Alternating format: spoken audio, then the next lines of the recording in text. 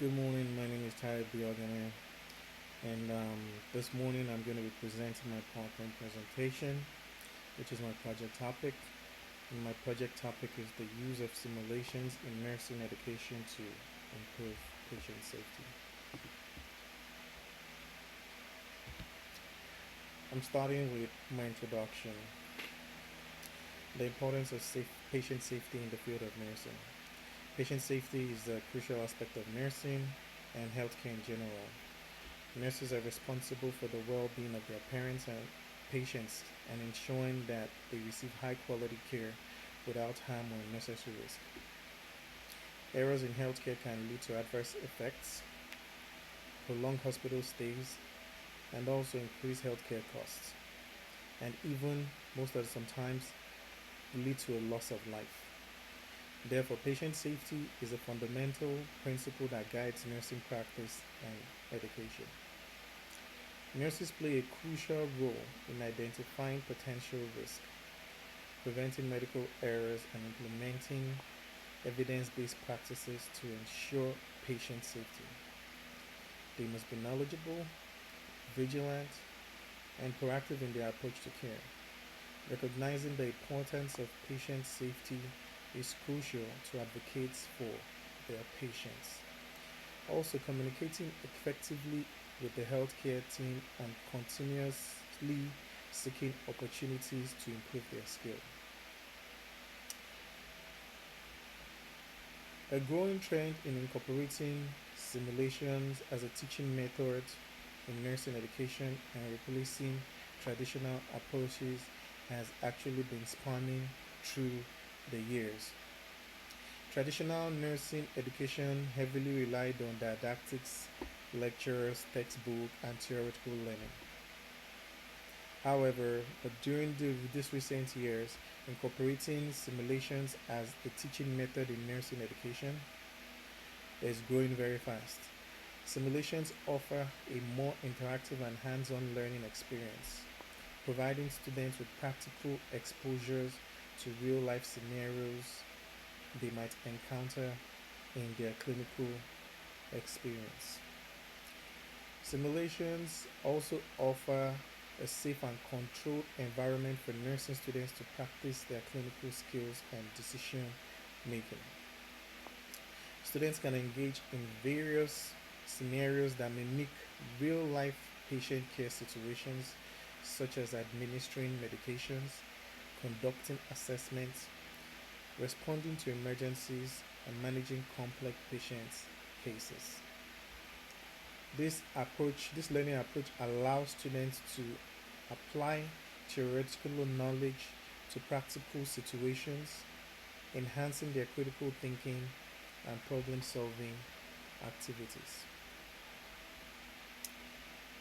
The controlled nature of simulation also means that mistakes made during the learning process do not have adverse effects on the patients.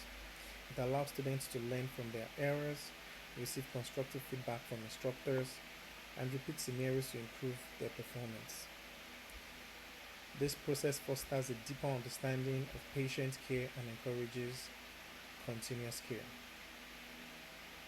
Simulations have a significant implication for nursing education. By providing a realistic and risk-free learning environment, simulation enhances students' confidence and competence in handling complex medical situations. As students practice simulations, they become better prepared to handle real-life care scenarios, reducing the likelihood of errors and improving overall patient safety.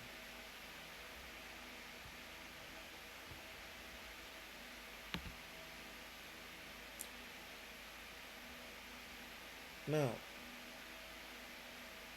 significance of the problem.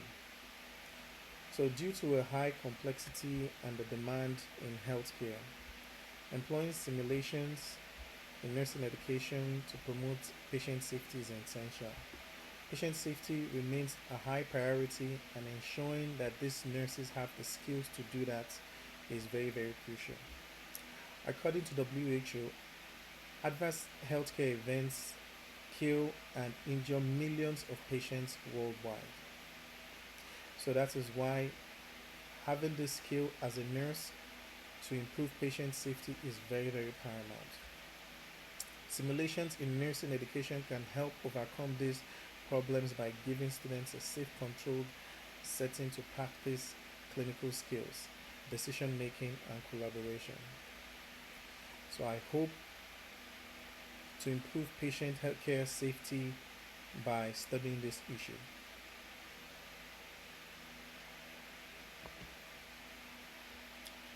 Now, for my EBP question, does simulation in nursing education instead of traditional ways increase patient safety?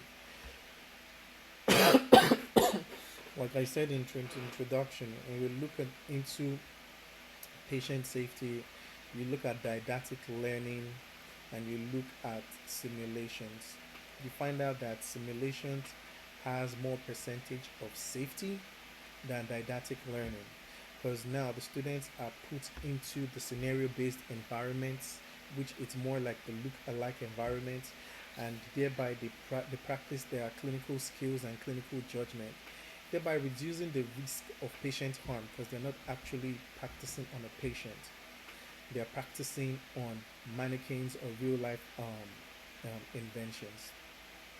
Now, for my pick, what is the desired results? The desired results for this project is to make sure that using these simulations, there's reduction in medication mistake errors.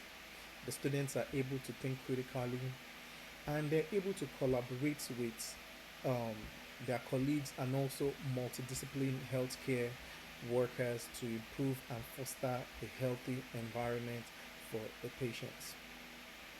How does the question affect patient safety? It affects patient safety in a lot of ways because traditional ways alone cannot ensure that the students actually get the critical knowledge they desire to make this patient safe. You find out that a lot of students go about just reading textbooks without real life scenarios. And you find out that these simulations actually help them in real time to actually know what it entails in the real world to keep these patients safe. So my PICOT framework for the development of this project. My picture, the population is going to be the nursing students. My intervention is going to be the use of simulations in nursing education. The comparison is going to be traditional methods compared to the new simulation methods. My outcome is to make sure that the patient safety is improved. And what is the time lapse I feel this project will be able to be carried out? I feel a time lapse of 6 months. Now, for the review of the literature, I went through a lot of database. I went through different databases to just source out questions. I mean, to source out reviews of simulations that have been carried out in other institutions and in other places of nursing education. And the database I used was PubMed. I used Senel. I used Copiers, and I also used Eric's. And like I said, the key terms for this literature review, I used patient safety, clinical skills, medication error to just find different statistics and data to guide me through my path for the literature review. Now, this literature review is based on various study designs, including experimental, quasi-experimental, mixed method, and systemic review. Now, the summary of my evidence. The literature analysis from what I gathered showed a variety of study designs used in exploring education simulations varied from one school to another school. But above everything, the summary of the literature study, which involved the standardized patient visits, high simulations, virtual realities, and all of that, proved that it helped students better. Medication administration accuracy, critical thinking, communication, collaboration, and patient safety were tested and found out that through the use of simulations, students improved in their clinical gut judgment and safeties. Simulations allow the nursing students to practice and refine their clinical skills, including patient assessment, communication, and technical procedures.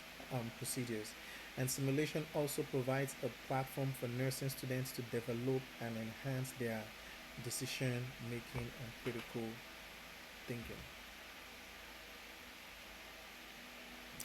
So, what was the recommendation for best practice? The recommendation for best practice was integrating simulations into the nursing education curriculum, and that is actually what this project is all about. Because you find out that most of the research carried out, the simulation was not actually um, embedded into the curriculum or mandated, and so mandating this simulation into the nursing curriculum is a vital aspect and will hereby improve patients' safety when it comes to um, quality care these nurses give to the patients. So, what are the components of optimal practice? High fidelity simulations. That's with the use of mannequins, virtual reality, and some standardized patient visits where one patient comes in once in a while to just um, for the students to actually really practice and still see all what they've learned in scenario based learning to see how it applies in the real patient world. And also triability and observability. Educators to try out this simulation in controlled settings and providing opportunities to observe successful implementation can increase its adoption. And also, finally, evidence based debriefing procedures, which will be critical for optimal learning and information transfer. So, what are the policies and protocol for the change practice? The reason for the policy change was to make sure that the nurses are enhanced with competency skills and also developmental skills. Also enhanced with realistic training scenario. That's like real time life based scenarios, but it is virtual reality. And by this process of enhancing all these scenarios, it reduces errors and prevents most of all it overall reduces all the errors that the students that the students usually face in the real world, and it gives room to improve in research and innovation. So how is this policy and protocol? How do we go by implementing it? So we support incorporations of simulations as a curriculum in medical school. Sorry, support for incorporation and simulation in medical school stresses the importance of including simulations as a fundamental part of nursing education. In most medical schools, we find out that most practices carried out in medical schools are scenario based, and if they can is is simulations, and if these simulations are also carried out in if these simulations can actually be included in medical schools, why can't they also be included in nursing school? So, construction of simulation scenarios, faculty training, curriculum updates, evaluation methods, and quality control procedures. Now, once these protocols are put in place, that's construction of simulation scenarios. Um, the faculty is trained for this process. The curriculum are updated and to make sure that this nursing to make sure that these simulations is actually mandated in all curriculums, and proper evaluation of these scenarios to see how the process was carried out. I believe it will actually um, help in improving patient safety in nursing field.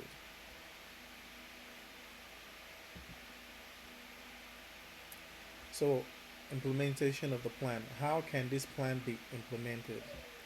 It can be implemented by collaboration between simulation experts, education administrators, and clinical partners in implementing this process. So that involves your nursing academics, involves simulation specialists, um, everyone. It will involve the necessary parties that will be put in place to implement this process, to make sure that this process is actually carried out in a